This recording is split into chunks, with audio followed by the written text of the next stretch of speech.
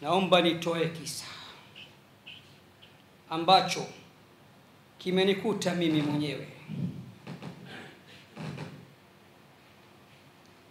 Sijawahi kukitoa ila kwa ndugu zangu na watu wangu wa karibu, na ni mara ya kwanza nakitoa kisa. Na hapa kwa yule ambaye nafsi yangu iko mikononi mwake, na hapa kwa yule aliyemtuma Sayyiduna Muhammad sallallahu alayhi wasallam kwa haki, sitaki kutaja awamu wala kutaja majina ya watu. Nilikuwa Nairobi kidawa miaka 5, 6, 7 ya nyuma. Nikiwa kule nilipigiwa simu na polisi mmoja ambaye ni rafiki yangu, na alikuwa polisi cha ng'ombe pale. Kaba, shekhe, wewe una page ya Facebook? Nikamwambia hapana.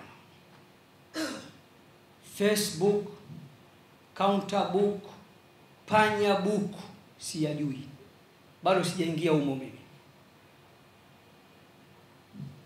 Akaniambia na kutumia linki, kuna mtu kafungua page kwenye Facebook, content zake zote ni za ugaidi, pachika vichwa vya watu wamekatwa, watu wameuawa, anaposti leo nimeua watu kadhaa, leo nimefanya kadhaa, alafu Sheikh Nurdin Kish na picha zangu kaweka kwenye profile.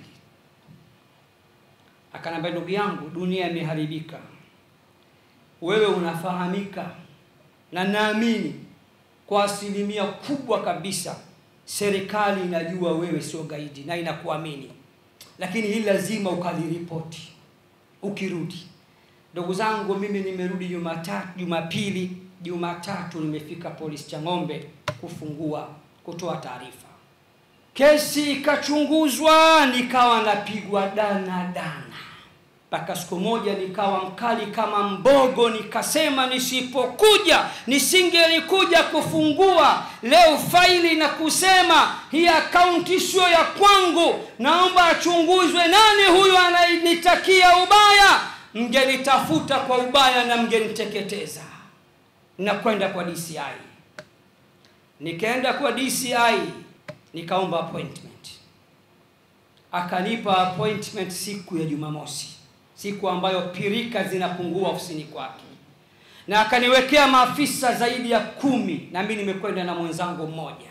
Kipi kilichotokea na yapi yaliyojiri? Tukakaa kwenye kikao, akanambia, shekhe, karibu, faili langu liko mbele yake. Nikasema, mimi ni mwana wa amani, nalingania amani, na nimelingania amani si kwa ajili yako wala kwa ajili ya serikali, kwa sababu mafundisho ya Qur'ani na Sunna vimenitaka mimi nihubiri amani, na aya chungu nzima na hadithi chungu nzima. Leo nimechomekewa jambo baya, nimelileta kwenu, miezi imekatika, mtaki kumtoa muhalifu ni nani? Akaniuliza, shekhe, kuna mtu unayemtuhumu? Nikamwambia hapana, siwezi jua maadui zangu wako wangapi.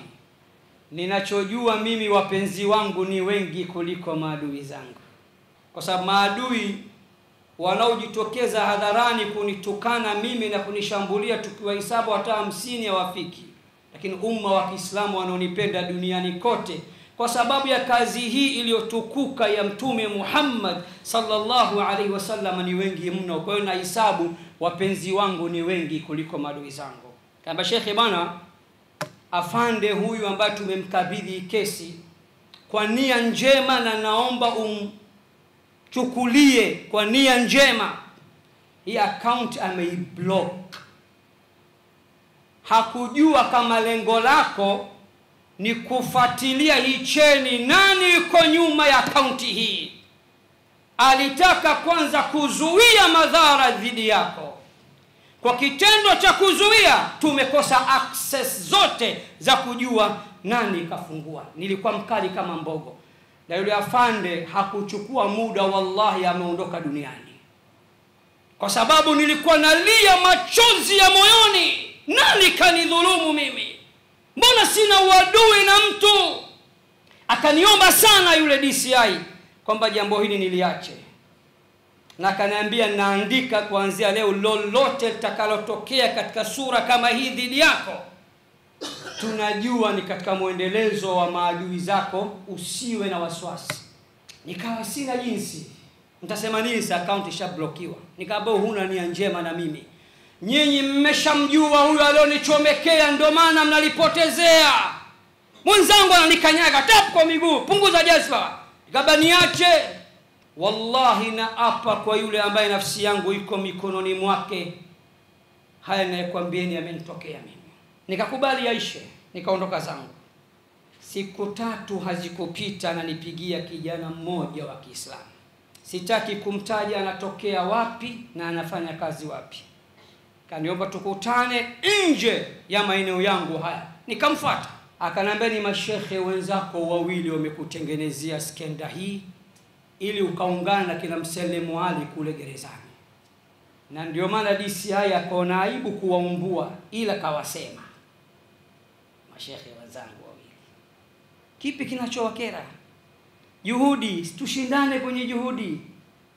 Kwani mimi na juhudi gani? Juhudi kiduchu kabisa kwenye dini hii. Dini haiendi kwa sababu ya sisi na kwenda kwa rahma zake Allah. Na laiti ingelikuwa inaenda kwa juhudi zetu isingefika hata mlangoni. Hatuna juhudi lolote, tunajaribu. Haya ndio yaliyotokea Waislamu. Na mimi nilikuwa nahisi atakuwa ni Muislamu wenzangu. Mashekhe wawili. Kwa habari na mawaidha ya mashekhe mbalimbali na matukio ya Kiislamu, subscribe channel yetu ya Khidma TV ili uwe wa kwanza kupata video zetu. Asante.